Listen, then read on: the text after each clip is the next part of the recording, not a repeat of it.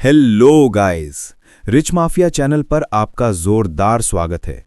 आज की कहानी किसी आम भूत या चुड़ैल की नहीं है।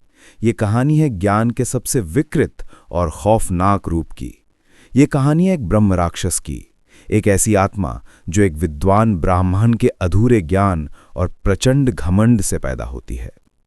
तो मेरा सुझाव है, अपनी रजाई कसकर ओढ़ लीजिए, कमरे की सारी बत्तियां बुझा दीजिए और अपने हेडफोन लगा लीजिए, क्योंकि आज की कहानी सुनने के बाद आप किसी भी पुराने मंदिर या पीपल के पेड़ के पास से गुजरने से पहले 100 बार सोचेंगे। ये कहानी है वेदांत की। वेदांत एक युवा, तेज तर्रार और बेहद महत्वाकांक्षी आर्किटेक्ट था। वो मॉडर्न इंडिया का चेहरा था, नास्तिक, तार्किक और पुरानी रस्मों को अंधविश्वास मानने वाला।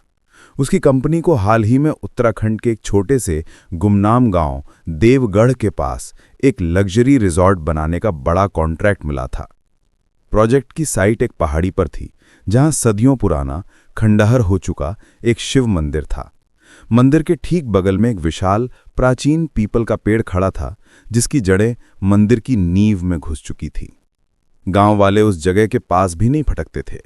जब वेदांत अपनी टीम के साथ पहली बार साइट पर पहुंचा, तो गांव के मुखिया 80 साल के एक बुजुर्ग ने उसे रोकने की कोशिश की। बेटा, ये जगह छोड़ दो, उन्होंने कांपती आवाज में कहा। यहां हमारे गांव का सबसे बड़ा राज दफन है। इस पीपल के पेड़ पर आचार्य का वास है।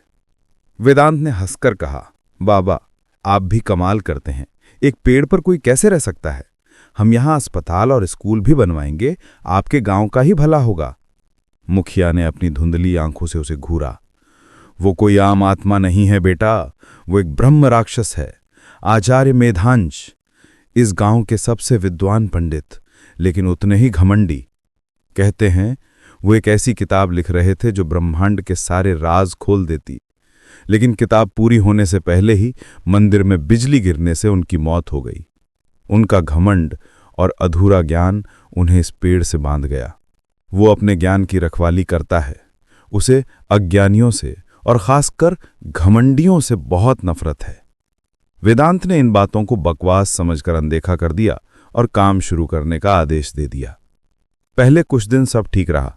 मजदूरों ने मंदिर के आसपास की सफाई शुरू कर दी, लेकिन जैसे ही पहली कुदाल उस पीपल के पेड़ की जड़ों के पास पड़ी, अजीब घटनाएं शुरू हो गई।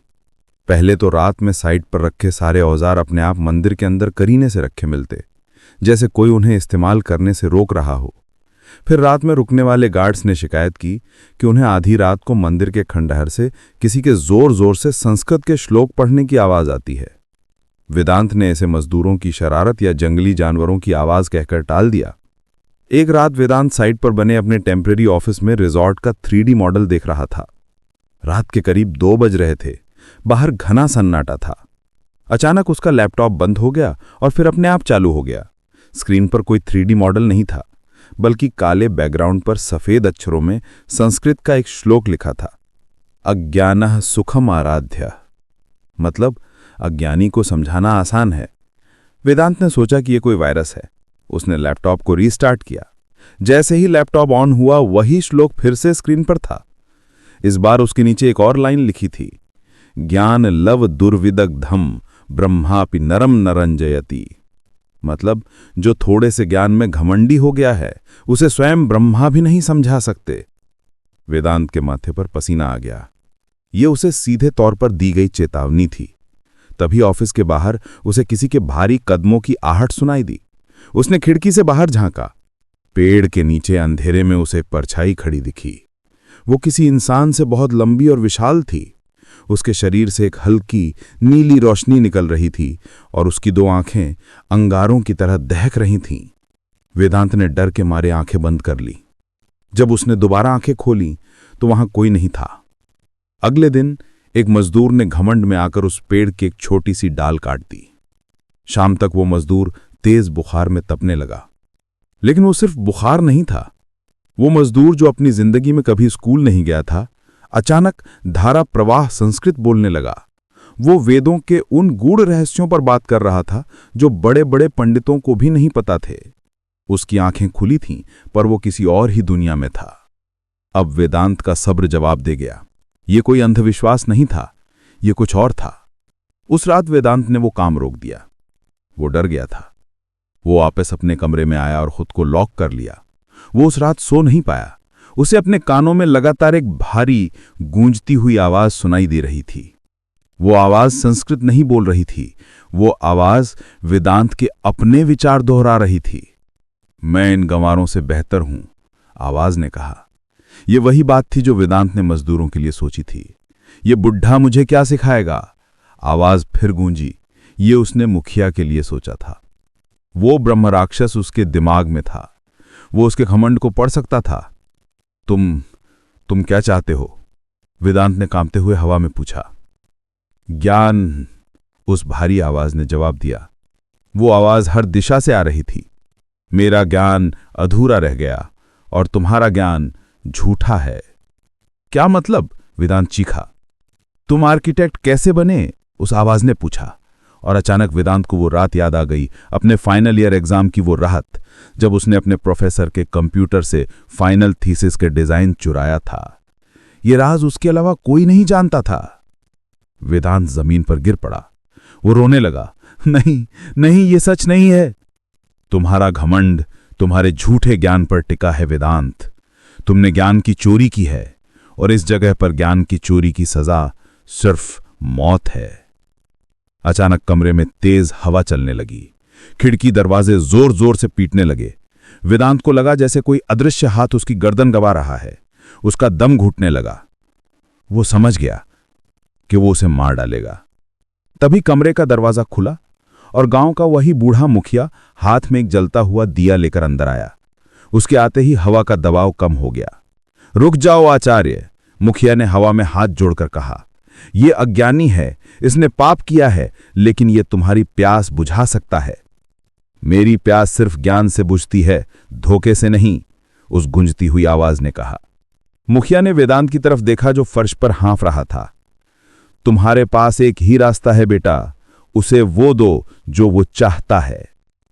मेरे पास क्या है, वेदांत ने टूटी आवाज में कहा। ज्ञान, मुखिया ने कहा। उसे तुम्हारा झूठा ज्ञान नहीं चाहिए, उसे सच्चा ज्ञान चाहिए।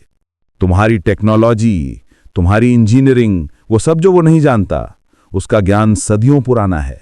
तुम्हारा नया ज्ञान का यह आदान प्रदान ही उसे शांत कर सकता है। ट्विस्ट। वेदांत को लगा कि शायद वो बच सकता है। उसने कांपते हुए अपना लैपटॉप उठाया।